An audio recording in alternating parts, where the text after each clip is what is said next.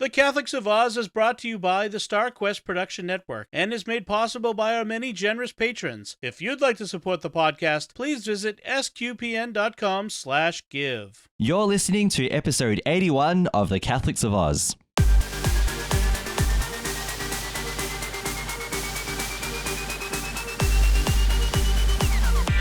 The Catholics of Oz is a show where we discuss faith, culture, and what's been happening from an Aussie perspective.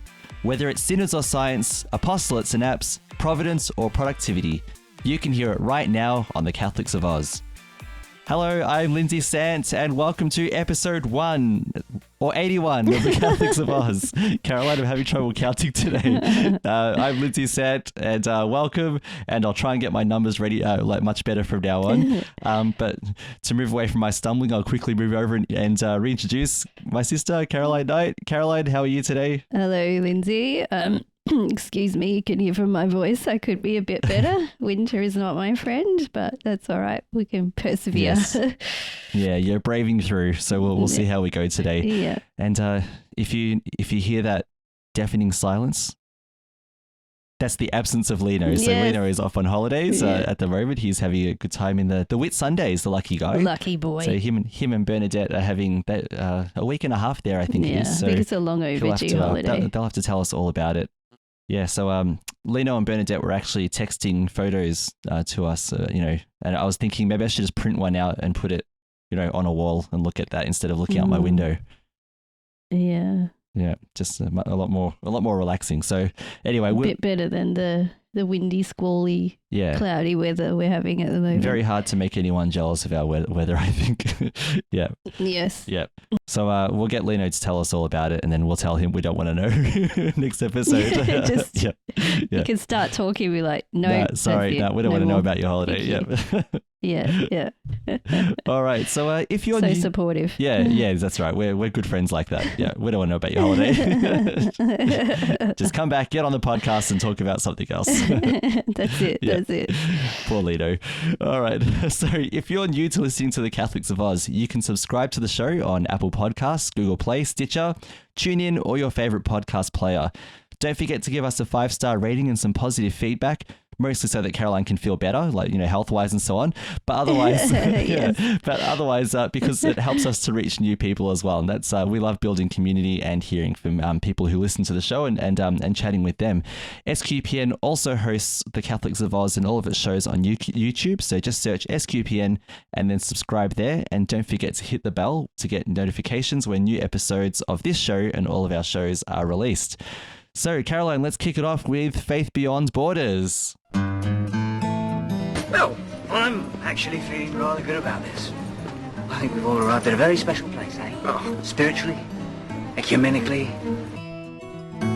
How do you make somebody love you without affecting free will? Welcome to my world, son. You come up with an answer to that one, you let me know. Yes, I had to work very hard to pass Latin and theology. Oh, quite. Those are, of course, the most important things. Oh, yeah. I'd sit this one out, Cap. I don't see how I can. These guys come from legend. They're basically gods. There's only one god, man. And I'm pretty sure he doesn't dress like that. Right, so last episode, Caroline and I embarked on the epic journey of doing a bit of a breakdown on the plenary council that's been happening, or that has happened in the Australian Catholic Church. A very important moment, I think, for us to pay attention to. I think Catholics should know something about what the bishops have been talking about, along with the guests, the 200 plus guests and advisors who are there as well. It's important for us to know what's happening in our church and ways that we can, link up, support, advance the mission of the church and all those kinds of things. So in the previous episode, I spoke about it had to do with Indigenous involvement in the church. And the second one was about something else, and I can't remember what it was, but it was important. I'll let you look it up. We're both having mental blanks today. But today I'm talking about another one that's really important, and that is missionary discipleship. So the church, through listening, and this is the key thing, this process of being synodal, as they say.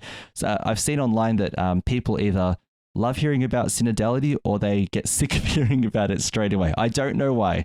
But because the key thing is, I mean, look, the church struggles sometimes to come up with words that make things sound good. We're not necessarily an advertising company, Maybe simple words. Yeah, like no one's going to wear a t-shirt that says, take the synodal way, anything like that.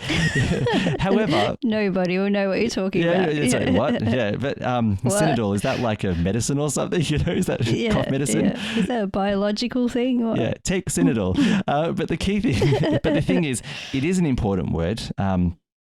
In the sense that it is all of us as Catholics taking the way together, following Christ together, being the face of Christ, being the hands and the feet of Christ on earth together. That's what synodal is all about. And it involves us listening to each other, and it involves us working together as church to advance the kingdom of God on earth. And that's what I'm going to be sharing today about the church's intention. So you ready to go, Caroline? Ready as I'll ever be. Yeah. All right. So this decree, I'm doing it on its own because it's a rather lengthy one. So I figure rather than doing two this time, I'll just do one, and then I'll speed up on some of those shorter decrees in future episodes. So this one is called by Christ, sent forth as missionary disciples. And the first paragraph is actually a beautiful summary of what this means. So I thought I might just read this one in its entirety and then summarize some of the other ones later on.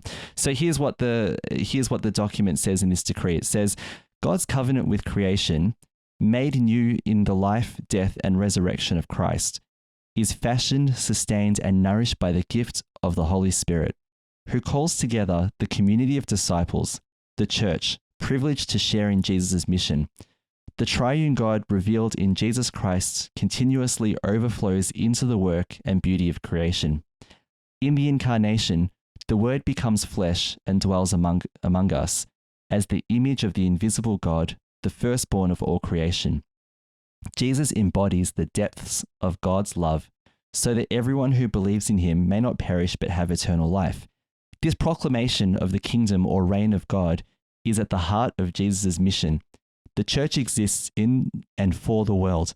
Through the grace of the Holy Spirit, it incarnates Christ's love for the world, just as Christ incarnates God's love for the world.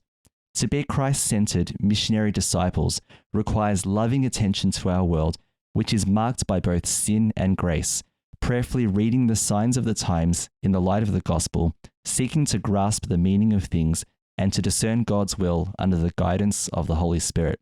So I'll just pause there, Caroline, for a second, because I think that paragraph is, so they do have periti or, theologians and advisors on the sidelines who consult and, feed the bishops and the other people present with, with the theology that underpins, things or whatever.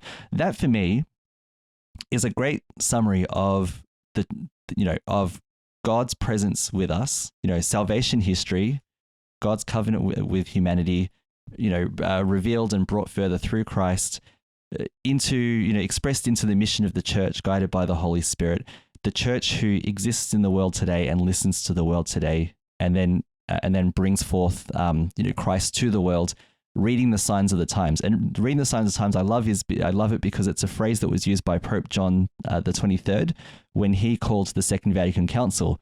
And he was doing the same thing. He was saying we need to renew the church so that by reading the signs of the times, listening to the world, and then proclaiming Christ to the world by learning what we know about it.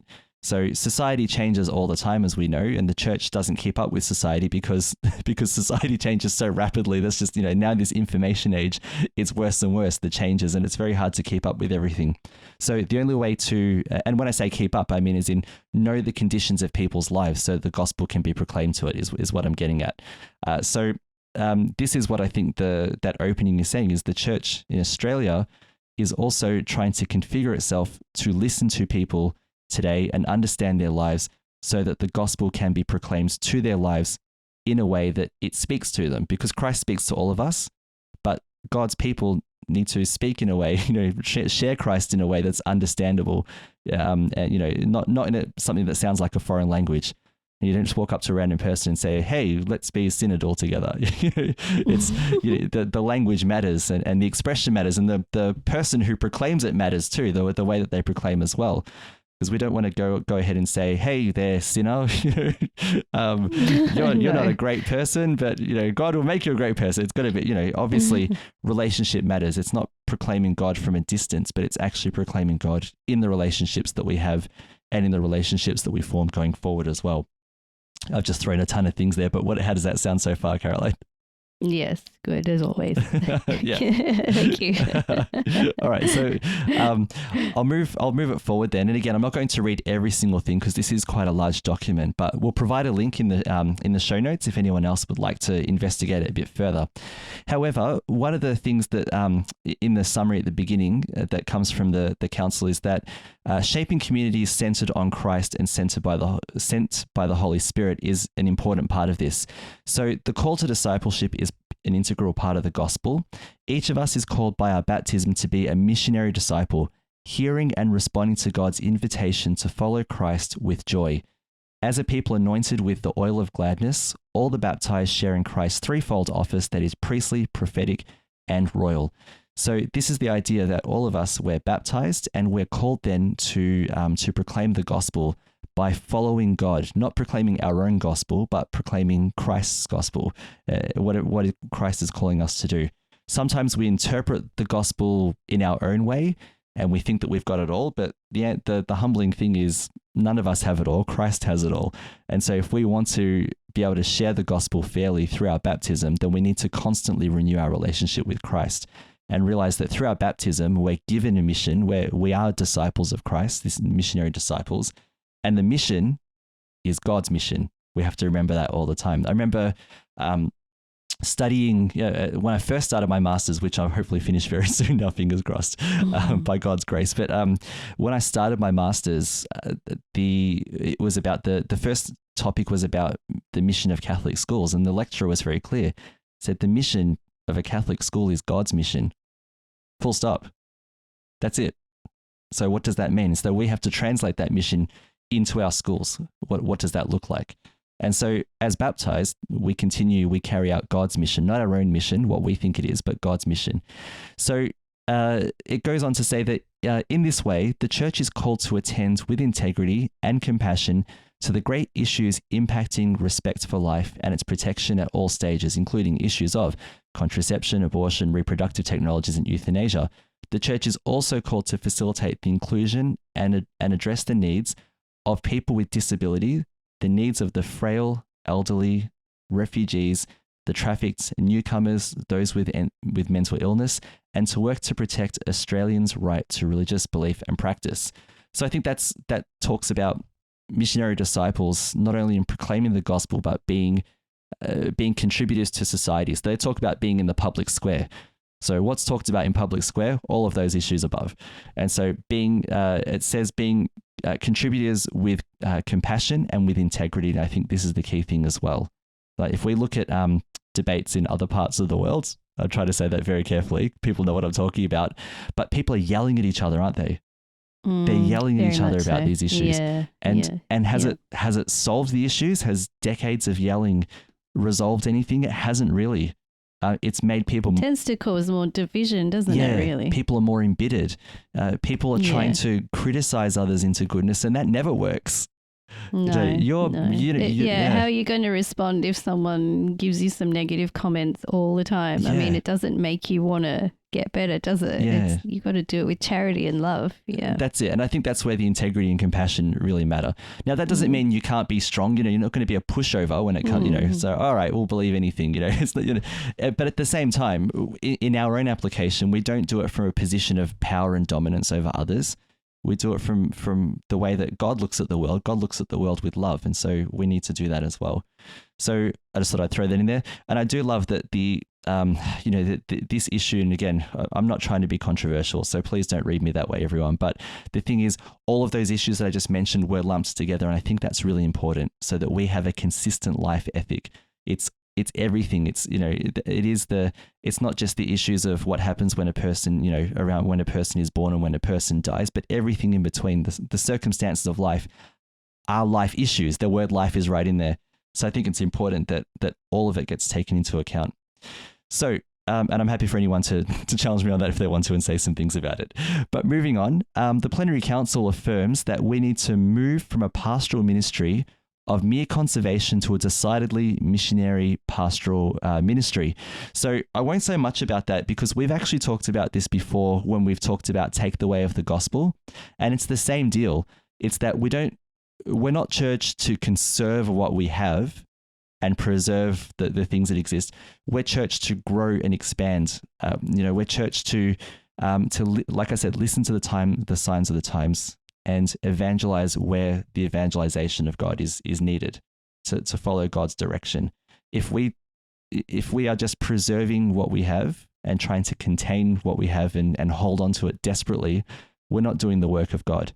I don't read about, for example, we don't read about the apostles in the early church just trying to hold on to what they have. They're all about proclaiming the word of God to everyone. So it's good that missionary impulse is there in the document too. So it does go on to talk about parish life, and I'll just talk about this last bit here. It says that Pope Francis describes 4 key characteristics of an evangelizing parish. He said it is in contact with the homes and the lives of its people. It is an environment for hearing God's word, for growth in the Christian life, for dialogue, proclamation, charitable outreach, worship, and celebration. It encourages and trains its members to be evangelizers. It is a community of communities, a sanctuary where the thirsty come to drink in the midst of their journey, and a center for constant missionary outreach. This is, again, take the way of the gospel. This is where Archbishop Comensoli, where this has come from. This is the influence.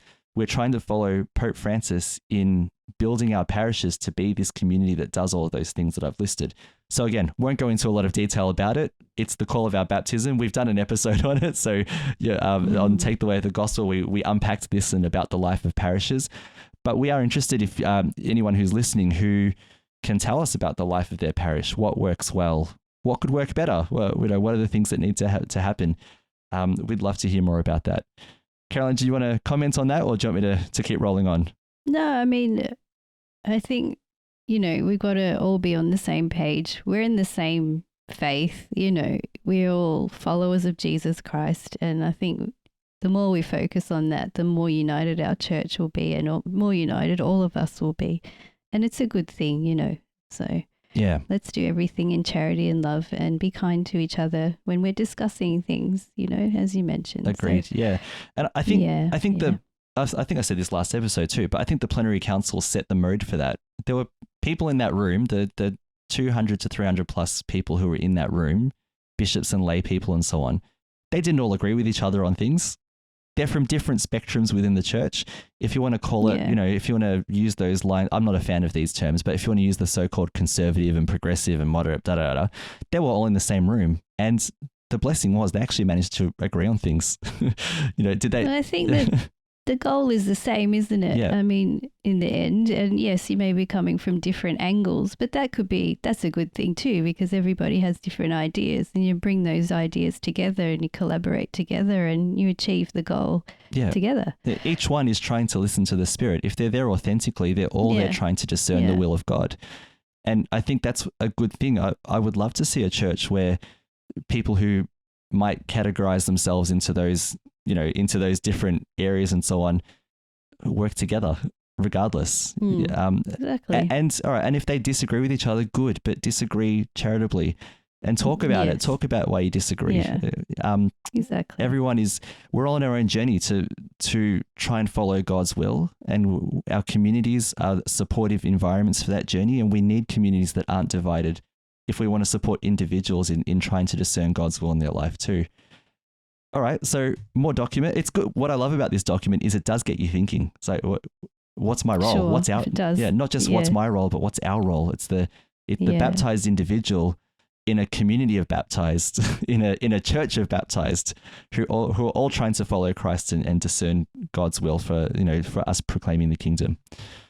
All right, so rolling on. You can see I'm excited by this, by the way. So moving on. And it talks about co-responsibility. We've talked about that too. So priests and lay working together in parishes to advance and so on.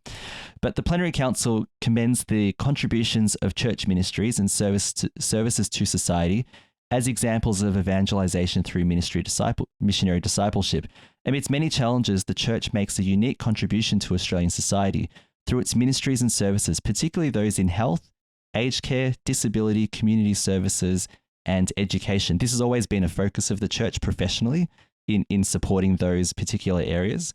So if you think, for example, of, say, Australian Catholic University, what are the main areas in which it offers courses? It offers courses in aged care, health, education, and so on. So it focuses on those areas, disability, etc. So basically, it's the church's mission to the world through education. That's just one example there. So I'm going to move down another section as well. And this is about building relationships of respect and compassion. So it says here, the church which goes forth in community of missionary disciples who take the first step, who are involved and supportive, who bear fruit and rejoice. Missionary discipleship is participation in Jesus' own mission. It is characterized by openness to encounter, hospitality and dialogue with each other, other Christians, people of faith and no faith, and with the human family for the care of our common home. So if you want a summary of our mission, there it is in a paragraph. So I think that's a really good summary of what we should be concerned with as Catholics. Just as we were enlivened by the deep listening during the plenary council assemblies, we propose formation for all Catholics in the practice of listening so that we might discover in other people a brother or sister to be supported and loved. And this is, again, a really important one because it's about opening our eyes to see others as brothers and sisters, not as enemies, not as political opponents and things like that. What if we could see each other as brothers and sisters in Christ, which is what we're called to do. Not just the baptized. Obviously, the baptized, we're meant to be the beacon of this. We don't always do it very well. We're meant to be the beacon of what this brotherhood and sisterhood might look like, this fraternal, as Pope Francis calls it, this fraternal relationship. But all people are made in God's image as well. If that's the case, we need to recognize that and not destroy people's lives through words and through putting up barriers and things like that, but actually by listening. And we may not agree with people on things, and that's fair enough, but we still need to listen if we're going to move forward and going to understand. And even if we're going to change hearts and minds on things that we disagree with people about, the first step is listening. And we've already talked about it's not bashing and criticizing and so on. Moving on then, it goes on to say that mission directs us to the peripheries of society. It calls us to be in active solidarity with those who experience disadvantage or exclusion, including Aboriginal and Torres Strait Islander people, people with disabilities, people on low incomes, refugees and asylum seekers, people experiencing mental ill health, and with the exploited earth. Especially important are those who hold grievance against us, those who experience marginalization by the church, and those who are victims of abuse, exclusion, intolerance, and a lack of compassion and understanding. There are deep wounds in our brothers and sisters who are excluded in the church through a lack of mercy by some. The challenge to meet those in pain is to be a church that is able to dialogue and listen without judgment, to hear the voice of Christ in their stories. I think that's pretty much a summary of what I've just said, isn't it? Yeah. And again, there are people outside our church who may want to come into the church or may want to know more about it, but they feel like they can't for whatever reason. And it could be because of a history of abuse or a history of neglect. It could be because they had family members who were Catholic but were not very good to them. All kinds of things. So if we want to find these people, we need to go out to the peripheries and listen. Again, not conserve and just keep the community we have, but push that community out to listen to others in their relationships and embolden them to be, to do their missionary discipleship as well. So I'm just going to roll on a little bit more. And it says here, listening has the power. This is about training people to listen now, encouraging the church to be listeners as well. Has the power to open us to the Spirit's work of transformation, enabling genuine encounter and giving rise to missionary action. During the first assembly, as members of the plenary council, we devoted time to thinking of and praying for people who have experienced marginalization within the church, including Aboriginal and Torres Strait Islander people, women, those who are divorced, those who identify as LGBTIQA+, I got through those letters, and those who have suffered abuse in any form. We express our profound sorrow to those who have been hurt through an encounter with the church. We call on members of the church to make our community one in which all baptized find welcome and inclusion. So I'm going to comment on that because it's there. So we need to, church, we need to talk, right? We need to listen. It's so all of those groups there, in some way, shape or form there. And again, we don't want to generalize. Not every Aboriginal and Torres Strait Islander has felt excluded by the church, but many have, right? Not every member of the LGBTQI+, I'm sure I got that wrong, community has felt excluded by the church, but a lot of them have. And that's the thing that we need to talk about. And so when people hear that phrase, that combination of letters, straight away, sometimes as Catholics, our backs get up. You know what I mean? We're like, watch out, warning, we can't use those letters, whatever else, we can't use those words. The key thing is this. Let me mention, first of all, what is the source of that and other groups being mentioned in the document? It's everyday Catholics. How did the process of the plenary start? 5-6 years ago, it started by people being able to make their contributions. Again, reading the signs of the times.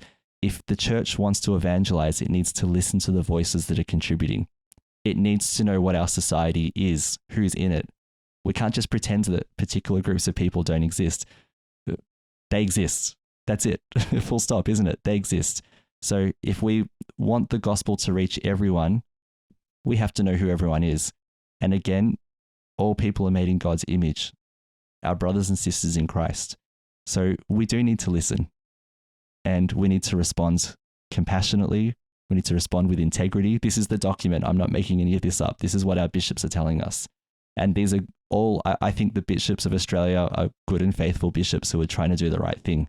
And they have done this document, this decree, they've done it by listening to what people of the church have said, and people outside the church too. So I'm not going here talking about changing church teaching or anything, but what I'm saying is church teaching can be difficult for different groups of people, not just the LGBTQI+ community, but people who are divorced, people who have suffered from abuse. How do you say God loves me when a person in God's family has destroyed your life? And that's what I'm getting at, I guess there. So So when I talk about these things, I encourage people to listen to what I'm saying, and then please respond if you'd like to with your own thoughts as well.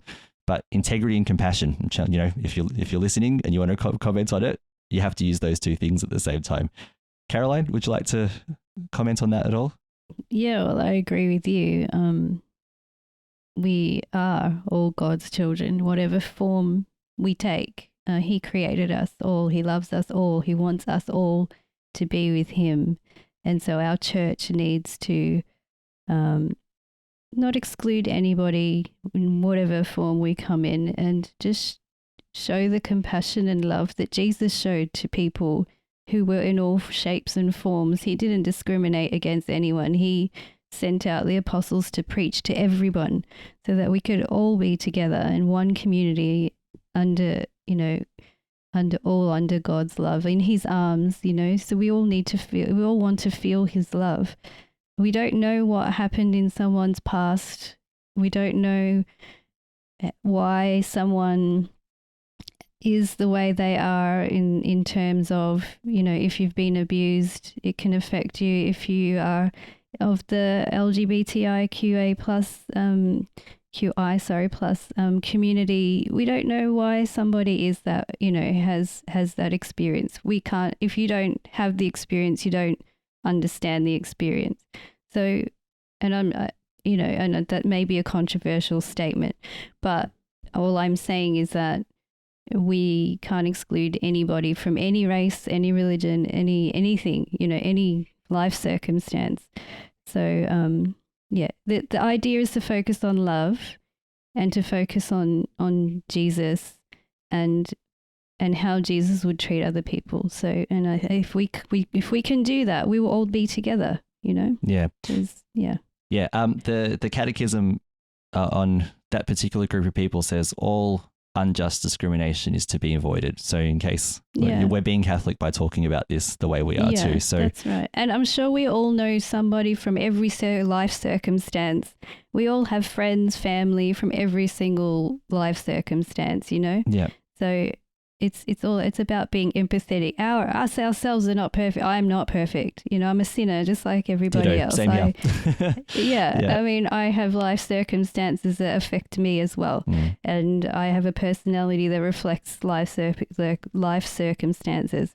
So, I mean, we just all got to be accepting of shapes, forms, colors, whatever, you know, Yeah. just everybody. Aren't we all human? We're all human, right? Yeah. And I think the key thing here for me as well, just listening to you, is how we respond needs to be informed by our baptism. Yeah. Not by what we think is the right or wrong thing, but by what Christ thinks. Like you talked about before, how Christ approached people and whatever else. And you're right, he sent out disciples to go and evangelize and whatever, and some and their message was accepted by some and rejected by others, and that's the way it is. And if it's rejected, then all right, we move on. That's fine. We we tried. And the thing is, we're not trying to capture anyone. It's God. No. And we're just trying to tell people God's trying to capture you. And I mean that in the good way. Again, I think of Archbishop Comensoli. Remember he told us about in his first episode with us, he said, we were saying, how did you become a priest? And he said, God got me. Well, he did say that. We just want to, we want to, throughout baptism, allow people to see that God is trying to get you. But and when we say that, we mean to embrace you in a relationship of love and let you, actually, in fact, God is already embracing us in a relationship of love and wants us to be aware of it and what that relationship means for our lives and where God is ultimately trying to take us all, which is to be with him physically in the life after this one too. Right, let's move on. So as you can see, why I'm very passionate about this document, because this missionary discipleship, it goes into every facet of life. It's such an important part of our baptism. So the first assembly proposals, sorry, I'm just going to move on. My apologies. So the next part is seeking communion. We're almost there now, Caroline, so we're getting there, right? But under the heading of seeking communion, in his address to the members of the plenary assembly of the Pontifical Council for Interreligious Dialogue in 1987, Pope St. John Paul II declared, just as interreligious dialogue is one element in the mission of the Church, the proclamation of God's saving work in our Lord Jesus Christ is another. There can be no question of choosing one and ignoring or rejecting the other.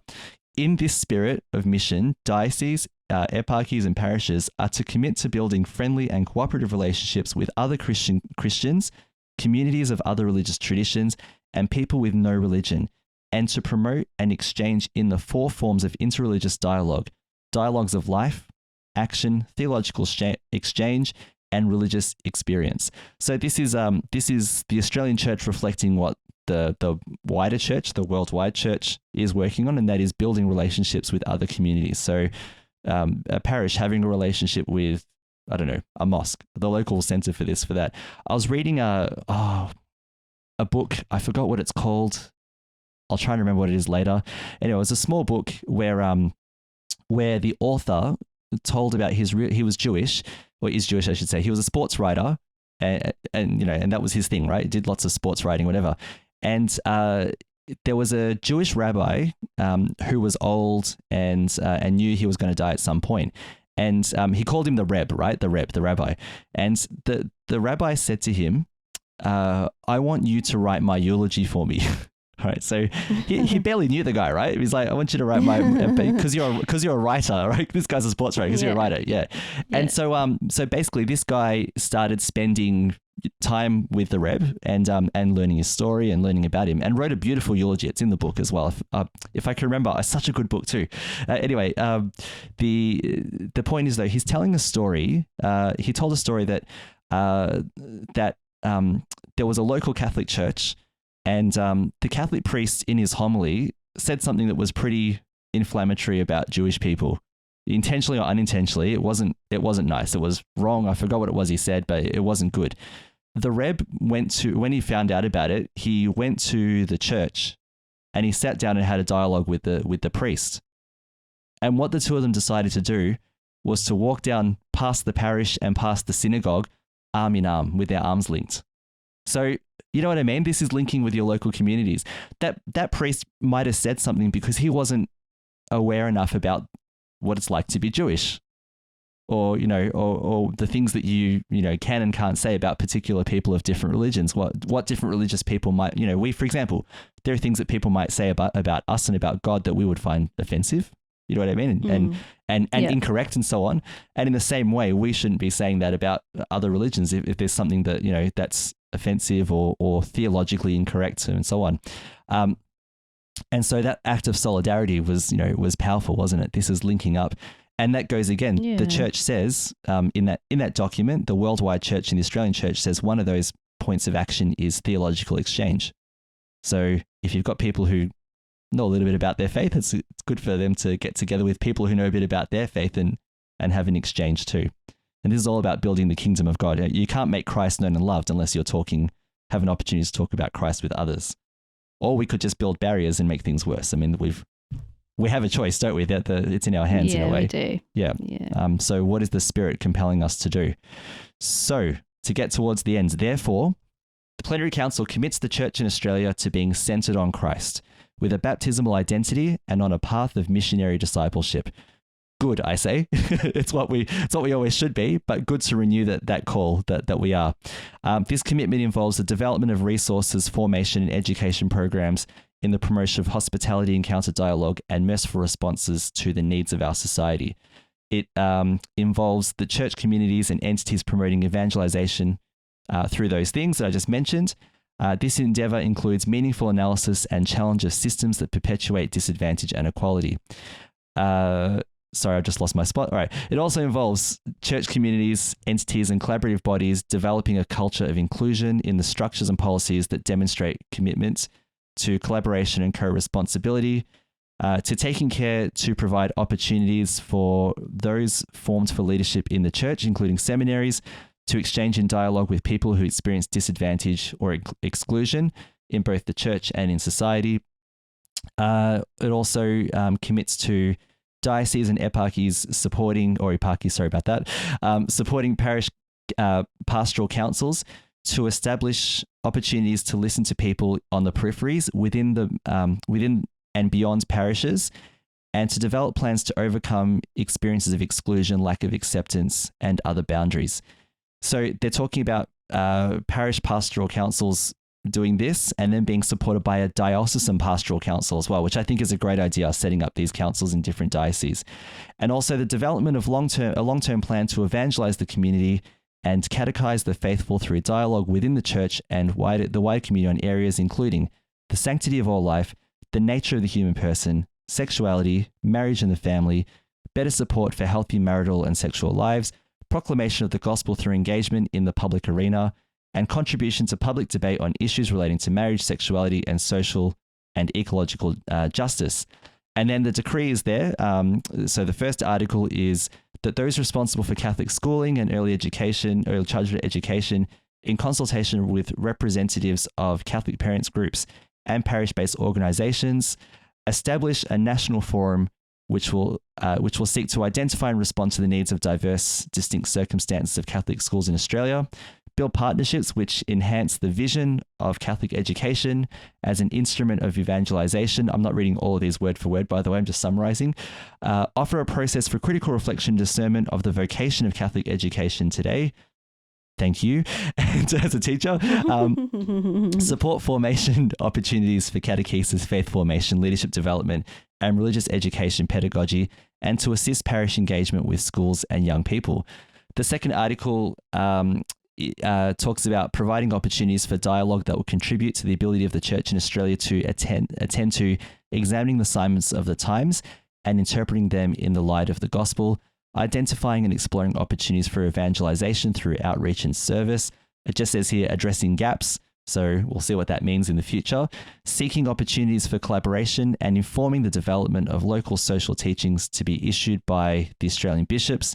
And the third article and final one, that each diocese and eparchy identify ways of promoting ecumenical and interfaith relationships, and also that the Bishops' Commission for Christian Unity and Interreligious Dialogue, in collaboration with tertiary institutions and theological associations, provide guidance, advice, and resources to dioceses and eparchies for ecumenical and interfaith dialogue and relationships. So essentially, what does it all boil down to? All of us are missionary disciples. Let's go and be missionary disciples.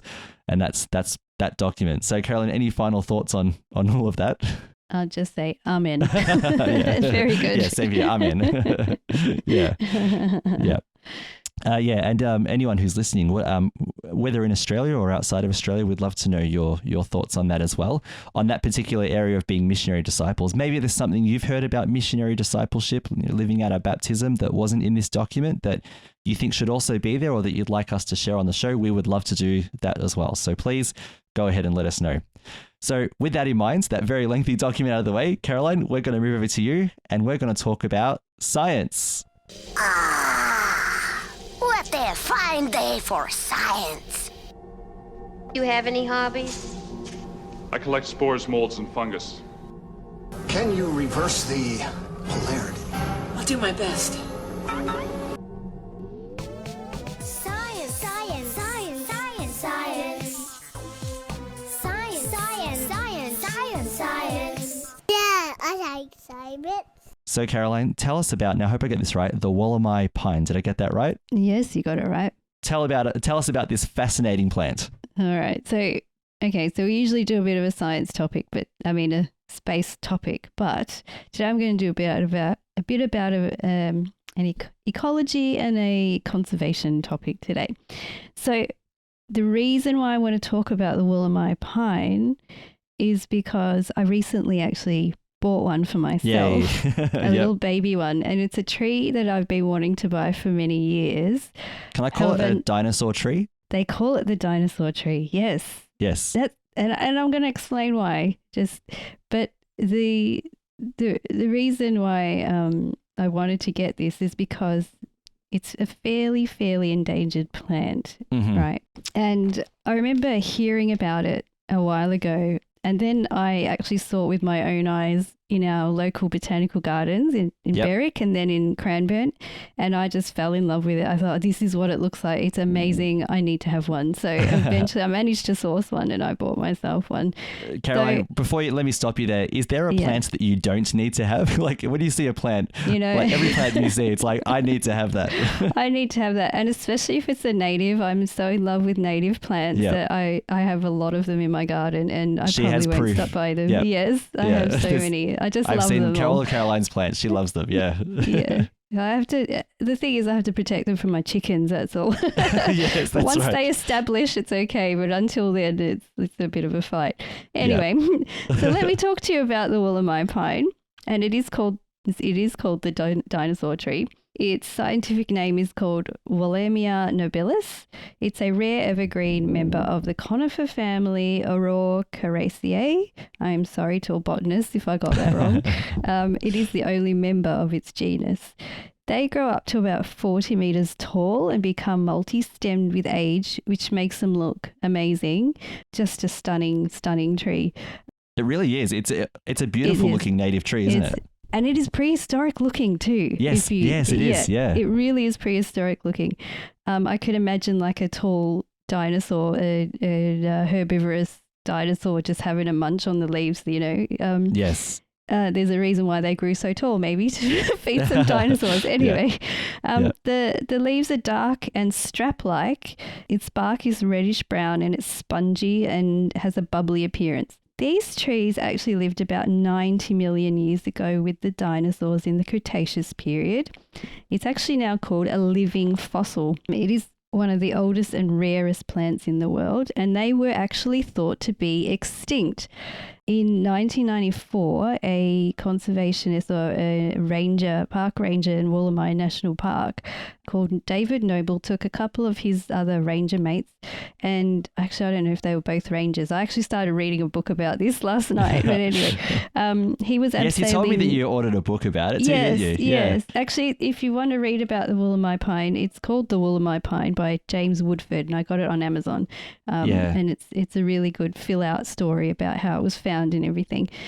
So, yes, in 1994, David Noble and a couple of his mates were walking through the bush. They were avid bushwalkers and hikers and abseilers in the Wollemi National Park, which is in New South Wales. Yep. And in the Blue Mountains. So it's quite a popular area with the Three Sisters and all of that. Yes. And it's a protected area as well. So eventually they were walking around. Then they found somewhere called the Abseil, and they came across a gully full of unusual trees, and he'd never actually seen this tree before. Being a park ranger, he knew the area quite well and he knew all the vegetation, and he hadn't seen this tree before. There were less than 100 mature trees in this area, and they're thinking that these trees are hundreds to thousands of years old. Wow. Okay? They're quite well established. So David, he took some samples of his leaves, shoved it in his bum bag. That's what he had on him at the time. Little thing that you strap around your waist and put stuff in. What's the actual name for that? In Australia, we call it a bum bag. It's like, I don't know. Yeah. I don't know. Somebody can tell us. we have great names for things in Australia. We do. Yeah. So it's that purse thing that you strap around your waist. It's got a zip and you put money in usual, but he had obviously other stuff in there. So he took it to some expert friends, botanist friends, who examined the samples. They had never seen this before either. So they only had them in the fossil record. Okay, so eventually some botanists, they kind of shared the specimen around to each other, and eventually they were able to identify the plant as the Wollemi Pine. And actually in the fossil record too, they have specimens of pollen of other plants who lived at the time, which are very similar, and they were also living in this kind of period as well. So they were able to kind of verify that yes, this is a plant that lived a very long time ago. So the site where this pine grows has actually been kept a secret. It's the only place known on Earth where it grows. So it's a very big gorge. Yes, and it is hard to get to.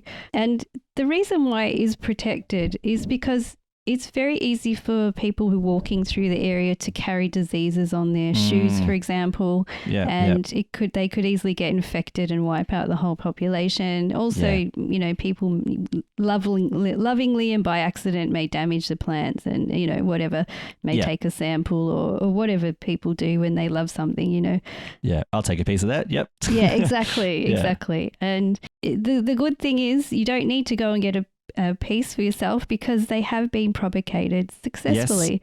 Yes. Yep.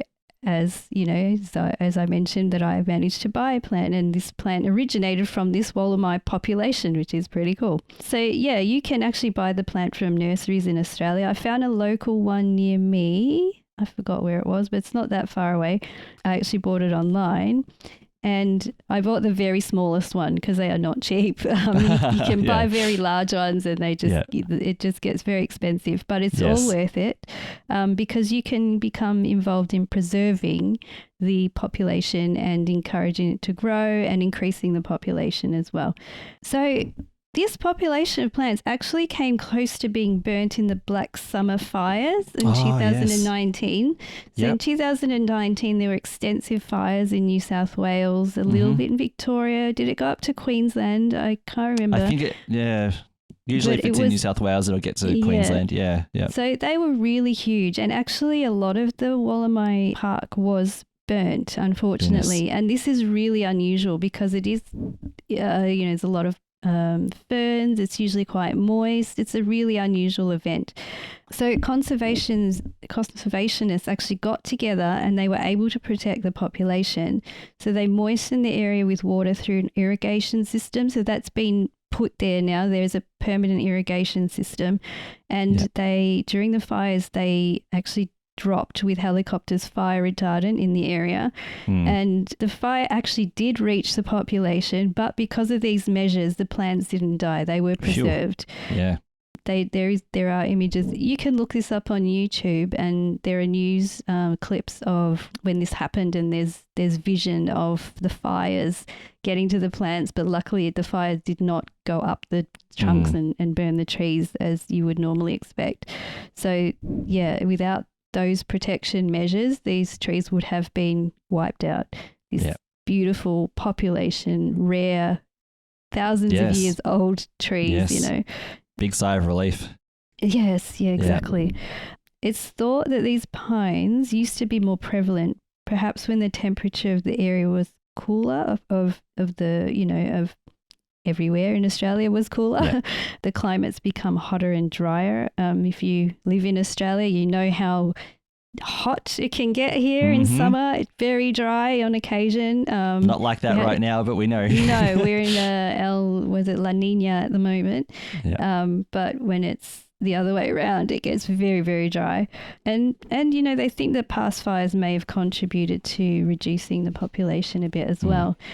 In the gorge where these pines live, the area is very cool and moist, and it's just ideal for them to live. It is a deep canyon, and there's a lot of other native vegetation that is doing well over there as well.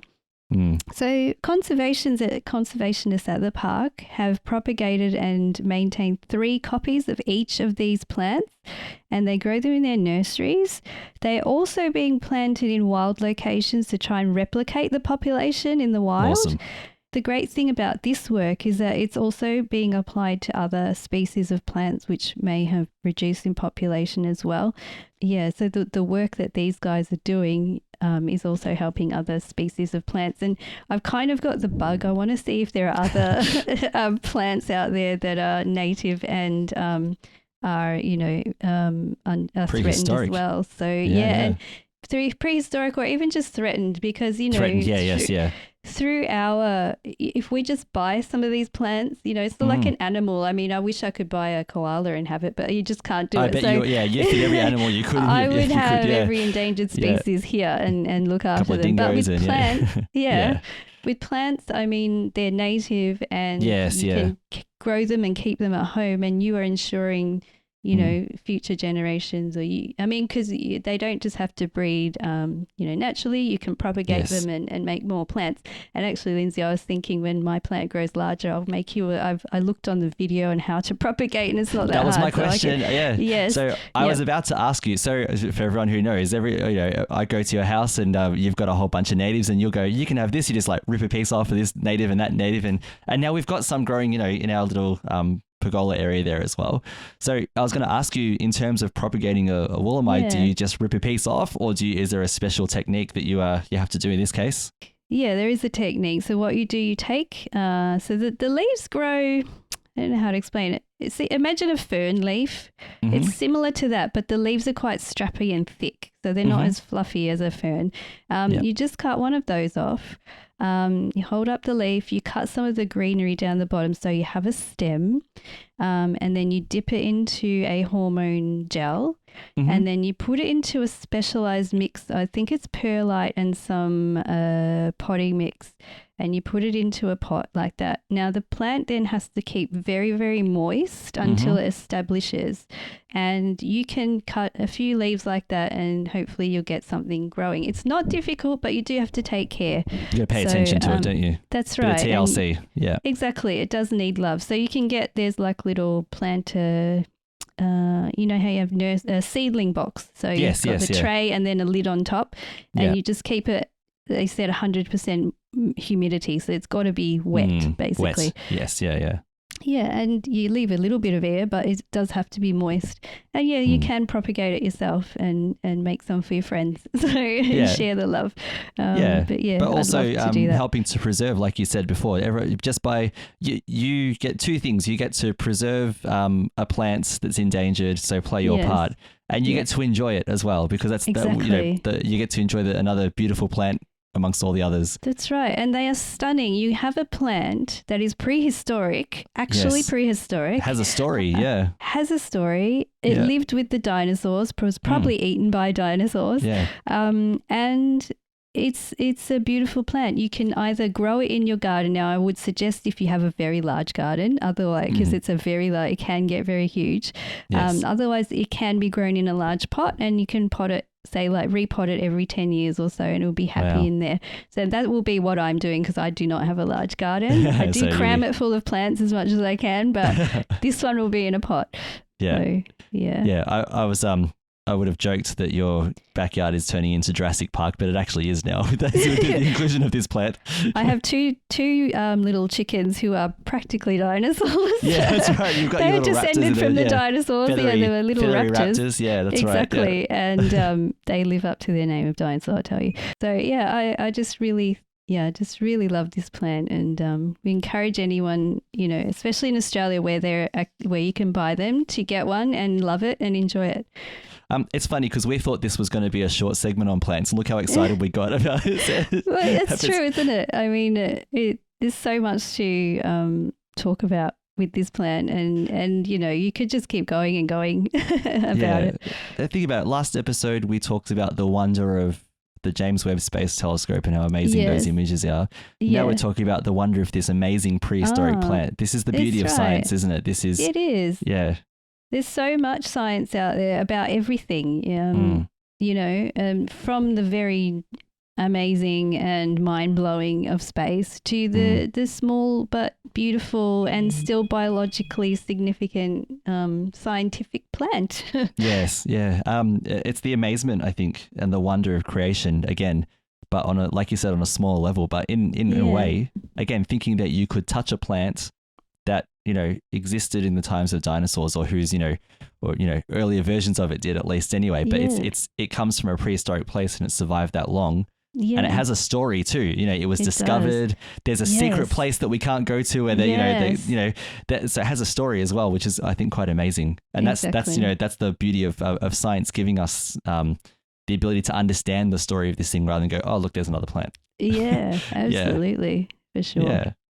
All right. Well, thanks for that, Carl. I loved that topic. Let's move on now and let's talk about what's entertaining us. I don't know where you get your delusions, laser brain.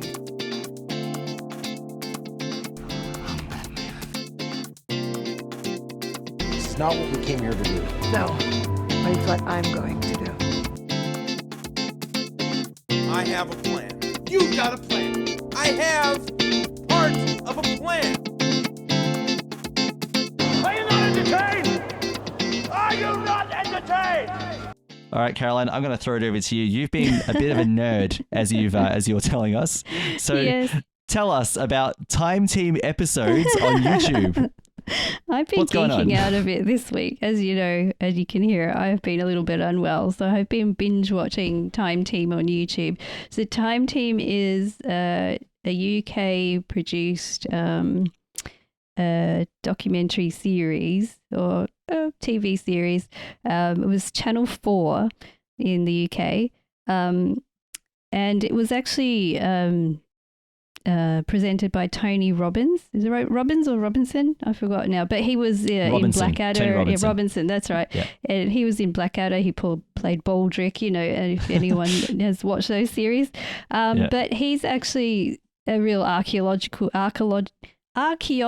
fan, and I'm sorry, I'm struggling today. So he and a group of archaeologists go to different archaeological sites in the UK, all over the UK, and they will start a dig. They have 3 days. They'll get a tip from a local or somebody who wants them to investigate something more. And they've been to some amazing sites. So they go from the Roman to the Iron Age to the Bronze Age to the Neolithic to the Mesolithic, all the eras of human inhabitation of the UK. And the things they find is actually amazing. They really get a good idea of human habitation of that area from the very first people that lived on the land to now. And they've just come up with some amazing things. I guess everybody loves the Romans. They dig up many Roman villas and things with the beautiful mosaic floors, and they find the heating underfloor heating systems and all of that.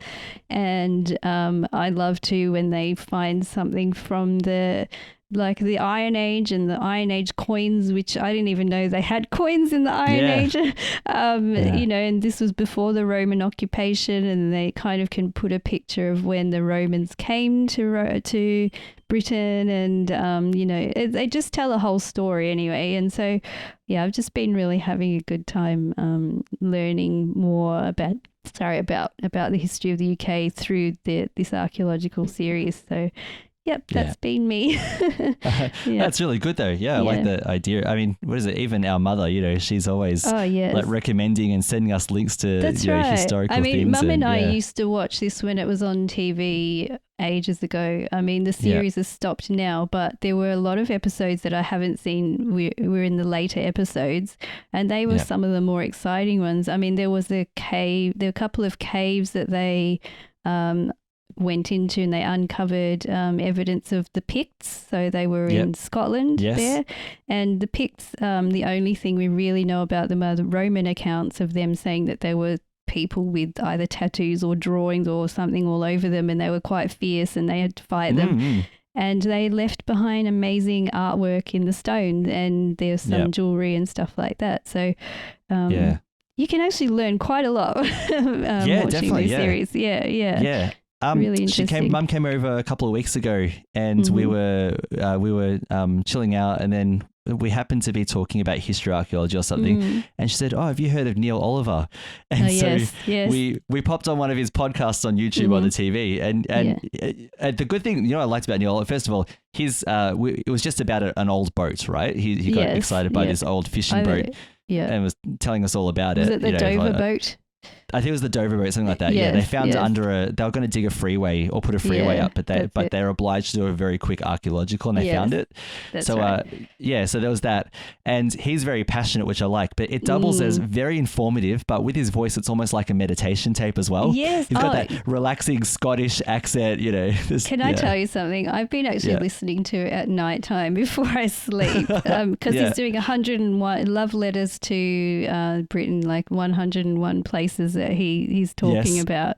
And I mean, he also did a series called Coast. Do you remember that one? Yeah, on Australian coasts. Yeah. Also, he's done one of the UK. So I remember watching the UK one.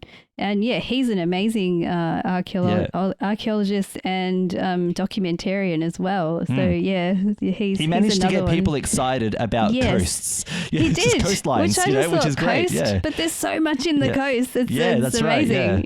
Right. I really wish there were more. I mean, because I love learning about the UK. I think it's fascinating. You know, I love learning the history of Britain and history, everything about it. But I'd love to learn more about, say, Australia, for example. Even Malta, where we come from. We know there's heaps of history, but it's very hard to find good documentaries about it. Like, I wish there were other people so passionate that we would have this kind of information. You know, I mean, there's Egypt. Everybody loves Egypt, learning about Egypt and all of that, and even South America and all of that. But even Israel, the history of some of the things I saw there, like digs and whatever, like these places are amazing. But we learn through documentaries, so the more documentaries we can watch, the better. So totally geeking out this week. Totally. For sure. So I'll just talk about mine quickly. So very quickly, I talked about that book before in our Faith Beyond Borders segment. I managed to Google it. So it's by an author called Mitch Oblom, and it's called Have a Little Faith. And from memory, it was a small book. It's a very quick read. Anyway, so that was the one I was trying to say before about the Jewish guy who had to write the eulogy. So I'll put that aside. So Caroline, another one that you and I have both been watching is the Orville. How far? So I'm up to at time of recording the 9th episode. I think there's one more to go. How far have you got so far into season 3? I don't think I'm up to number 9 yet. I think I've watched about 4, 5 or 6 episodes. Yeah, they're quite long. They're lengthy episodes now. They are long, But I've been geeking out this week, so all of that fiction has been out the window. I've been enjoying it. So the Orville it started off as, you know, season 1. It was quite comedic. You know, it was always, for me, it's like a copy of The Next Generation. But they had to put comedy. You know, there's a whole story about why they had to make it comedic and not get sued by Paramount and whatever. And you know, and it was good. Some of it was a bit childish. You know, kind of adult humor.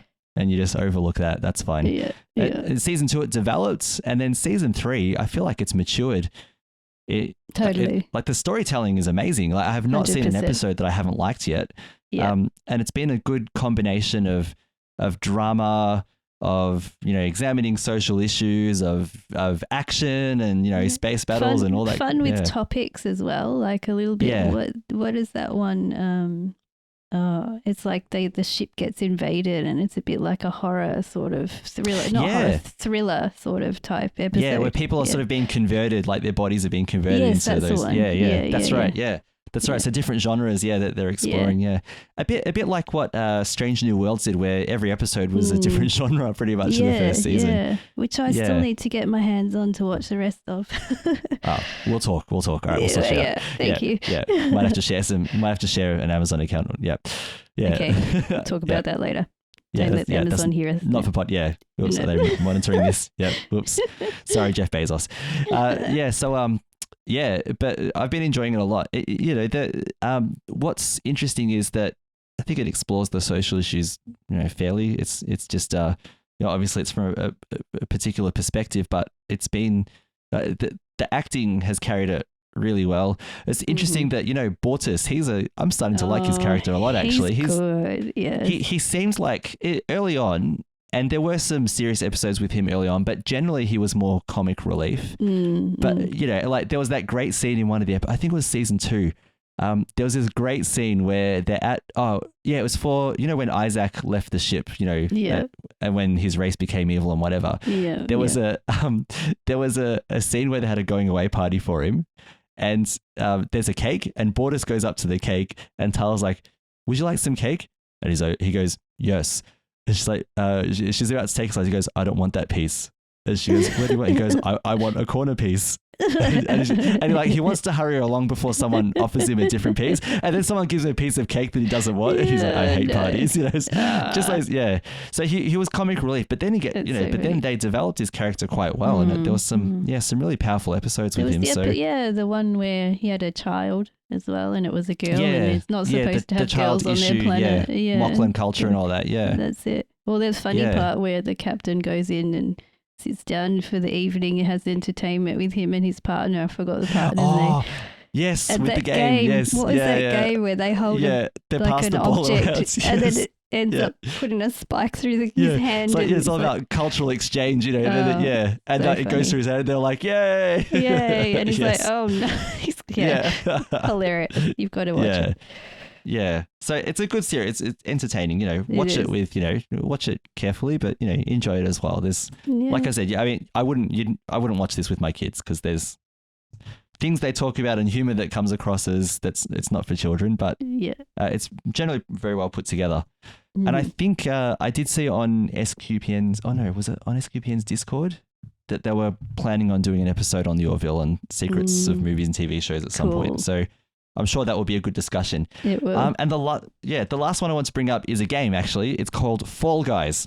So it's a free game, and you can play it on PC, you can play it on, on consoles, and I think you can play it on iPads and phones. Don't quote me on that one, but it's pretty much everywhere. And it's a free one, and it's basically you compete against people all over the world in doing obstacle courses. So if you think of the closest comparison I can think of is Mario Party on Nintendo. Oh, yeah. Yeah, so, was it Mario Party? Oh, the one where, and those mini games they have? Yeah, mini games. So it's like that. It's like playing those mini games in a way. So there are obstacle courses where you have to run through, it's non-violent too, which is good. Run through medieval gauntlets, and if you get hit by something, it knocks you. It doesn't cut you to pieces or anything like that. So it's fun like that. So that can be played by anyone. And then it's got survival things where, you've got to stand on a platform and not fall into the slime, be one of the last ones standing. And so it's very much that Mario Party kind of thing. So, it's really good. And then obviously you can customize your character. And then I think then there's a paid thing where you can buy costumes, and not that I'm going to do that, but obviously they've got to make money somehow. But yeah, Fall Guys, it's a lot of fun, and I recommend it, but be careful, it is a time waster. It's a time thief, and you can end up spending a few hours more on it than you expected. So just be careful on that. Isn't that the point of games? Definitely, yes, yeah. Yes. But what I do love about it is the social thing. You can play it with your family. You know, like even Alexander, he's 4. He has no idea how to play it, but he finds it really funny. You know, he's like, "Daddy, you jumped on that one. Daddy, you got hit by." You know, he gets really excited. So, yeah, anyone can play it, and I highly recommend it. So, with that, yeah, I think it's time for us to wrap up the show, Caroline. So. Before we go today, we want to thank you all for joining us for episode 81 of the Catholics of Oz, and we would love to thank our patrons who make it possible for us to create the show. Today, we would love to thank Sean T, David S, Mark L, Robert C, and Chris E. Through their generous donations at sqpn.com/give, they make it possible for the Catholics of Oz and all of the other shows on StarQuest to continue. You can join them by visiting sqpn.com/give. Also, we'd love to know what you think about the topics in today's show, so make your own contributions. We'd love to hear from you. You can send us feedback by visiting sqpn.com/oz, where you can also find our show notes and links from today's episode. While you're on SQPN's website, don't forget to sign up for the Insiders Club newsletter to get updates about your favorite shows, sqpn.com/about/newsletter. And don't forget, if you are able to sign up to SQPN's Discord, where you can chat with people who are on different shows and also chat with people who listen to those shows as well. That's completely free, sqpn.com/discord. You can find all the shows from StarQuest on Facebook at facebook.com/StarQuestMedia, or on Twitter at SQPN, or look for SQPN on Instagram. And don't forget, we have our own little Facebook page as well, facebook.com/Catholics of Oz, spelt OZ at the end there. And you can also email us your feedback at catholicsofoz@sqpn.com. Caroline, thank you so much for joining me for this episode 81 of the Catholics of Oz. Thank you. It was fun as usual. I'm sorry about my voice. That's all right. And Lino, we expect to see you back on episode 82 after your holiday, but we don't want to hear about it. I know you're hearing this. We don't want to hear about it. Okay. And once again, I'm Lindsay San, and thank you so much for listening to episode 81 of the Catholics of Oz on StarQuest.